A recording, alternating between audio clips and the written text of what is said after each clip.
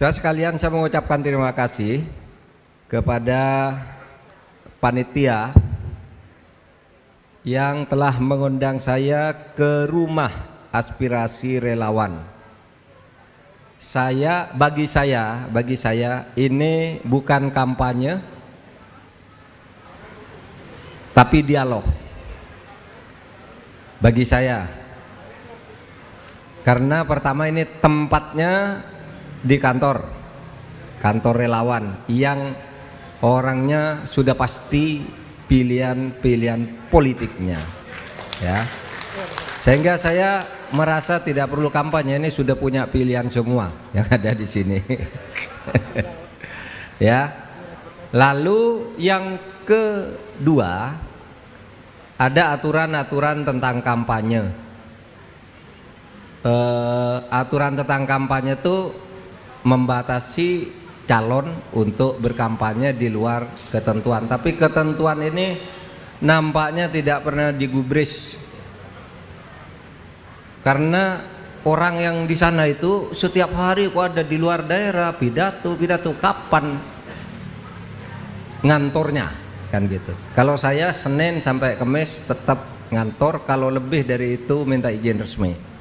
Seluruh kerjaan masih saya lakukan, tapi kok banyak orang nih, kemarin ada di Jawa Tengah, besok ada di Sulawesi, besok ada di situ lagi ini.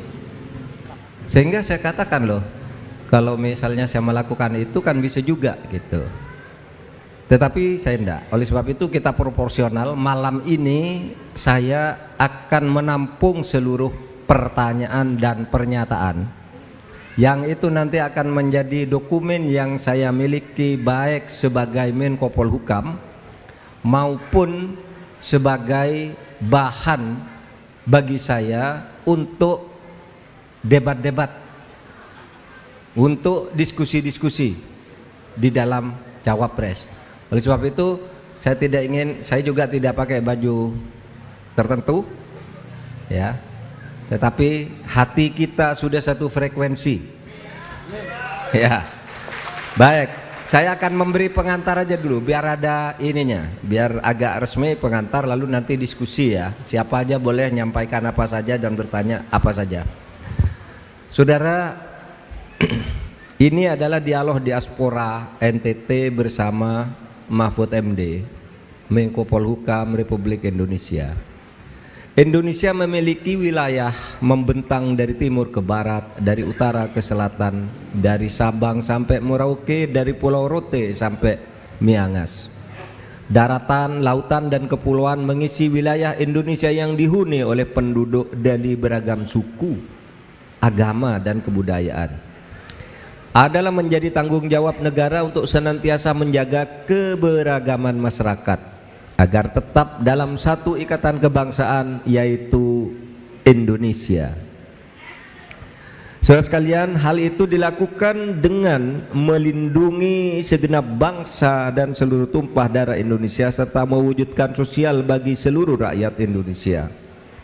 Setiap wilayah termasuk NTT memiliki hak yang sama atas pembangunan, kesejahteraan dan kemajuan.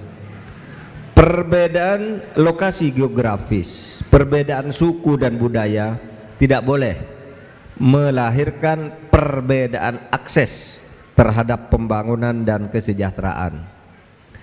Namun demikian harus diakui kondisi kita saat ini belum mencerminkan kesetaraan dan pemerataan antar wilayah. Hal itu dapat dilihat dari pertumbuhan ekonomi, 80% disumbang oleh wilayah barat Indonesia, sedangkan dari wilayah timur pertumbuhan ekonomi itu hanya disumbang 20%. Perekonomian dari keseluruhan 100% itu masih berpusat di Jawa yang menyumbang 57% dari perekonomian nasional. Ketimpangan inilah yang mengakibatkan beberapa wilayah masih ada kondisi di bawah rata-rata nasional. Salah satunya adalah Provinsi Nusa Tenggara Timur. Ini ke depan tentu harus diubah, karena setiap wilayah Indonesia adalah bagian dari bangsa dan negara Indonesia yang harus diperlakukan sama. Setiap daerah, apalagi Provinsi NTT, itu memiliki potensi besar baik dari sisi keindahan dan kekayaan alam maupun dari kekhasan budayanya. Provinsi NTT saat ini secara geopolitik juga menempati posisi strategis karena berbatasan langsung dengan negara lain yang tentu mengemban peran di bidang pertahanan, keamanan, ekonomi, dan diplomasi.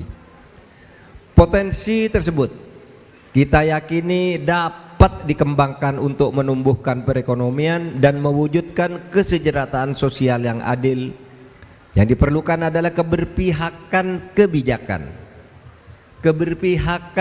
kebijakan untuk mendorong peningkatan pertumbuhan ekonomi berbasis kekayaan dan keberagaman daerah. Itulah antara lain yang dapat dilakukan, yaitu dengan cara memperkuat infrastruktur yang diperlukan sesuai dengan kondisi kewilayahan setempat, sehingga dapat mendatangkan pelaku ekonomi yang mampu menyerap tenaga kerja dan meningkatkan kesejahteraan. Hal itu harus dilakukan dengan peningkatan kualitas dan kapasitas sumber daya manusia, sehingga mampu melakukan inovasi mandiri serta mengakses pertumbuhan ekonomi tanpa meninggalkan kelestarian alam. Kebijakan dan keberpihakan tersebut tentu saja membutuhkan dukungan semua pihak, khususnya putra-putri NTT yang telah sukses. Dukungan dapat berupa kerjasama dalam mengembangkan usaha, meningkatkan sumber daya manusia, dan merawat kekhasan budaya dan kelestarian alam. Dukungan ini penting untuk masyarakat agar masyarakat bisa mandiri sehingga tidak mengalami ketergantungan terhadap investor dari luar yang terkadang kurang memperhatikan aspek kelestarian alam. Saudara, itu pengantar singkat dari dialog saya pada malam hari ini. Saya melihat bahwa potensi ekonomi kita untuk tumbuh lebih dari 6% setiap tahun itu sangat mungkin dari hitung-hitungan perbandingan antara sumber daya alam, sumber daya manusia jika dikelola dengan benar. Yang menurut catatan saya, kenapa sekarang ini masih timpang?